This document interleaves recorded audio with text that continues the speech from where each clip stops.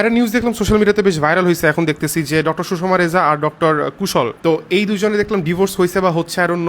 দুজনই বেশ sound figure ছিল সোশ্যাল মিডিয়াতে, তারা মনোরোগ বিশেষজ্ঞ, একজন দুইজনই বেসিক্যালি সাইকোলজিস্ট বা সাইকিয়াট্রিস্ট আর অন্য। বিবাহের জটিলতা, সম্পর্কে জটিলতা, বিভিন্ন বিষয় তারা আসলে সলিউশন মোর লাইক করে থাকে। তো অনেকে দেখলাম হাসাহাসি করতেছে, অনেকে দেখলাম এটাকে নিয়ে অনেক সেলিব্রেট করতেছে, এইসব মানুষ এত এক্সপার্ট, এরা এত জানে, এদের আবার ডিভোর্স হয় কেন? দুইটা মানুষ যখন খুবই আন্ডারস্ট্যান্ডিং হয়, খুব শিক্ষিত হয়, তারপরে বিয়ে ভাঙতেছে কেন? এবং আমরা যদি আমাদের বিয়ে ভাঙতে না চাই, যদি আমরা চাই আমাদের বিয়েটা স্মুথ হোক, আমাদের সংসার জীবনটা সুন্দর হোক, সেক্ষেত্রে কি করতে পারি এই বিষয়ে আজকে ভিডিওটা আমার। নাম্বার 1, আমি সবকিছু জানি, এই মানসিকতা। তো উচ্চশিক্ষিত মানুষ অবচেতন ভাবে মনে করে যে আমি আসলে সব জানি, আমি তো সব বুঝি, আমার ভুল হইতে পারে না। ফলে কি হয়, তারা কখনো ক্ষমা চায় না, কারণ সে তো সব জানেই বসে আছে, সে তো ভুল করতে পারে না, এই জন্য তারা ক্ষমা চায় না। তাদের নিজের ভুল স্বীকার করতে খুব কষ্ট হয় এবং তারা তর্কে জেতাটাকে সম্পর্কে জেতার থেকে বেশি গুরুত্বপূর্ণ মনে করে। কিন্তু এই বিষয়টা আসলে আমরা বেমালুম ভুলে যাই যে তর্কে জেতাটা আসলে মুখ্য না। আমাদের বিয়ের জীবনটা আসলে প্রতিযোগিতার না, সহযোগিতার। নাম্বার 2, অতিরিক্ত প্রত্যাশা বা ওভার এক্সপেকটেশনস।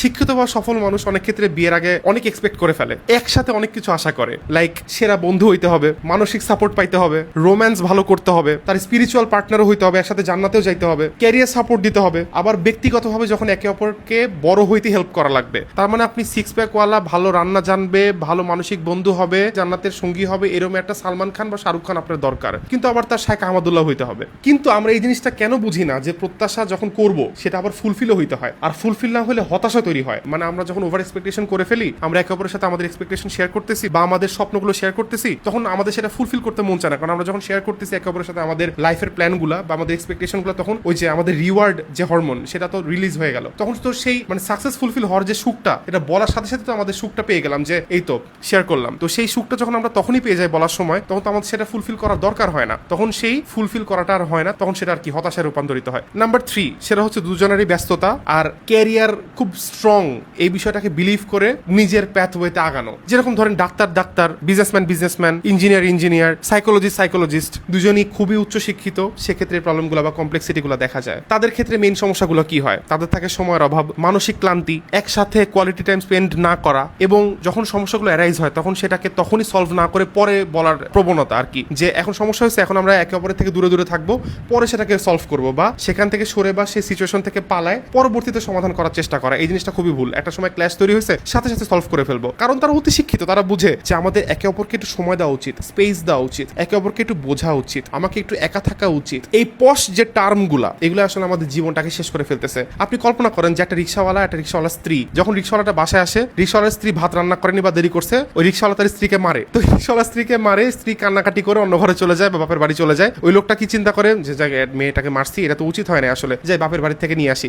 বাপের বাড়ি থেকে নিয়ে আসে, মাফটাফ কিচ্ছু চায় না, এই ভাত রান, যা হয়েছে বাদ দে, আর মারমু না, যা তোর আর কিছু কমু না, তোর আর কিলামু না, হয়ে গেল, একে অপরের সাথে প্যাচডাপ, সব শেষ। তারা ওই সময়ের প্রবলেম তখনই সলভ করে ফেলতেছে, তারা কখনোই চিন্তা করতেছে না যে আমরা আস্তে আস্তে সময় নিয়ে প্রবলেমটাকে সলভ করবো। ঠিক আছে, আমি তোমাকে সময় দিচ্ছি, তুমি নিজেকে সময় দাও, একাকি সময় কাটাও, এটা সোলো ট্রিপ দিয়ে আসি। What the hell is solo trip man?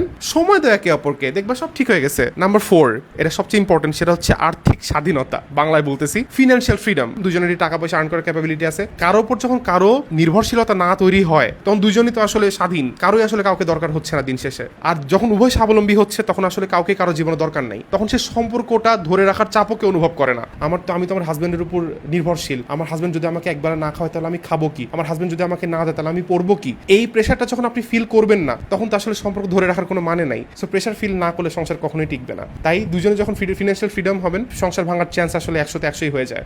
Point number 5 and the list, কেউ কারোর সাথে যোগাযোগ করতে না চাওয়ার ব্যাপারটা, ইগো প্রবলেম। অনেক পেশাজীবী আছেন যারা সারাদিন রোগী, স্টুডেন্টস, তাদের ক্লায়েন্টস, অফিসের কর্মচারী, এদের প্রবলেম সলভ করতে করতে অনেক ক্লান্ত হয়ে যায়, সারাদিন প্রবলেম সলভ করতেছে, কিন্তু নিজের সঙ্গীর সাথে যে প্রবলেমগুলো সেটাকে ছোট করে দেখতেছে। তারা বাইরের প্রবলেমগুলোকে প্রফেশনাল প্রবলেম হিসেবে দেখে, যে এটা তো আমার প্রফেশন, এটা বড়, আর ফ্যামিলি প্রবলেমগুলো ছোট। হ্যাঁ, ও রাগ করছে, একবেলা ভাত খায় নাই, আমার সাথে কথা বলতেছে না, কি হয়েছে, কিন্তু এটা যে কত বড় এটা আসলে আমরা বুঝিও না। তারা আসলে পার্টনারকে খুব একটা গুরুত্ব দেয় না। তো সেক্ষেত্রে কি হয়, তারা মন খুলে কথা বলে না, কষ্টকে ভিতরে জমায় রাখে, এবং তারা কি করে ওই কনফ্লিক্ট এড়ানোর চেষ্টা করে যে আমি বলতে গেলে তো ঝামেলা তৈরি হবে, বলতে গেলে তো ঝগড়া তৈরি হবে, একে অপর মতামত ম্যাচ করবে না, ও আমার দোষ দিবে আমি ওর দোষ দিব, অতএব নাই বলি। তো এটা জমতে জমতে পাহাড় হয়ে যায়, তখন পাহাড়টা বুকে চেপে বসে, তখন এটা আমরা নিতে পারি না, ডিভোর্স হয়ে যাচ্ছে। যোগাযোগ যত কমে যাচ্ছে দাম্পত্য জীবনের সমস্যা তত বাড়তেছে। আর এই যোগাযোগ কমে যাওয়াটা বা এই যে কষ্ট জমতে জমতে বড় হওয়ার ব্যাপারটা সম্পর্ক ভাঙার সবচেয়ে বড় সিগন্যালগুলোর একটা। আর এই যে আপনাদের যে কোয়েশ্চেন যে বেশি জানা লোকেদের কেন ডিভোর্স হয়, কম জানা লোকদের ডিভোর্স কেন হয় না, কারণ তারা না প্রত্যেক ছোট ছোট ডিটেলসগুলো চোখে দেখতে পায়, তারা আসলে প্রত্যেক টার্ম বোঝে, তারা প্রত্যেকটা বিষয় ধরতে পারে, বুঝতে পারে, তারা এড়ায় না। ও আমাকে ইগনোর করলো, ও আমার কথাটাকে গুরুত্ব দিল না, ও আমার ওপিনিয়নকে প্রাধান্য দিল না, ওর সাথে আমার ওপিনিয়ন ম্যাচ করতেছে না, ওর সাথে আমার মেন্টালিটি ম্যাচ করতেছে না। এইটা তো আসলে অনেক বড় একটা ব্যাপার।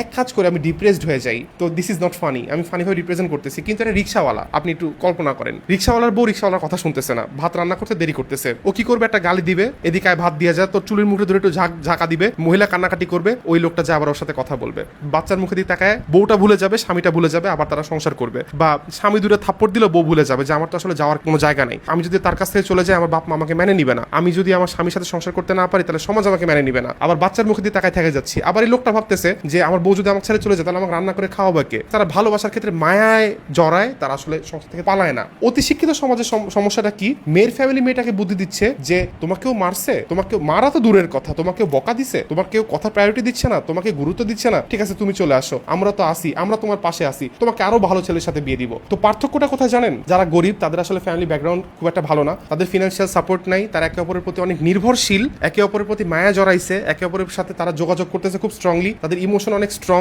তাদের সিচুয়েশনটা তাদেরকে এক জায়গায় থাকতে বাধ্য করতেছে। কিন্তু বড় লোকদের ক্ষেত্রে প্রবলেমটা কি হয়, তারা আসলে একে অপরের সাথে কমিউনিকেট করে না, ইগো প্রবলেম থাকে, কারণ দুজনই আর্ন করে, কেউ কারোর প্রতি নির্ভরশীল না, কারো ক্ষেত্রে কারো হেল্পের কোনো দরকার নেই, এবং পাশাপাশি ইন্ধন, এই ছেলের সাথে তুই সংসার করতেছিস, তারা ভালো ডিজার্ভ করিস, তুই ডিভোর্স দিয়ে দে, এই ছেলে তোর থেকে একটু বেশি বোকা, তুই ডিভোর্স দিয়ে দে, এই ছেলে একটু বেশি সুন্দর, ডিভোর্স দিয়ে দে, এই ছেলে একটু বেশি কালো, ডিভোর্স দিয়ে দে, এই ছেলে কম কামায়, ডিভোর্স দিয়ে দে, এই ছেলে বেশি লম্বা, ডিভোর্স দিয়ে দে। সমাধান একটাই, ডিভোর্স দিয়ে দে, কিন্তু পরবর্তী জীবনটা আসলে কত কষ্টের এটা তারা আসলে ফিল করে না। সো আজকে এইটুকুই, আপনারা অবশ্যই শুনছেন, এটা মানবেন এবং আমল করার মাধ্যমে নিজের সংসারটাকে টিকায় রাখবেন। যারা সামনে বিয়ে করতেছেন তাদের জন্য হতে পারে এটা সবচাইতে গুরুত্বপূর্ণ একটি ভিডিও, তাই ভিডিওটাকে সেভ করে মানুষকে শেয়ার করবেন, আপনার ফ্রেন্ডদের শেয়ার করার মাধ্যমে তাদের সংসারটাকেও টিকাতে এবং নিজের সংসারটাকে টিকাতে সক্ষম হবেন ইনশাআল্লাহ। আসসালামু আলাইকুম রাহমাতুল্লাহি ওয়া বারাকাতুহু। যদি এরকম ভিডিও আপনারা চান আমাকে কমেন্ট সেকশনে জানাতে পারেন আপনাদের সমস্যাগুলো, I will try to solve as far as I can. আসসালামু আলাইকুম রাহমাতুল্লাহি ওয়া বারাকাতুহু।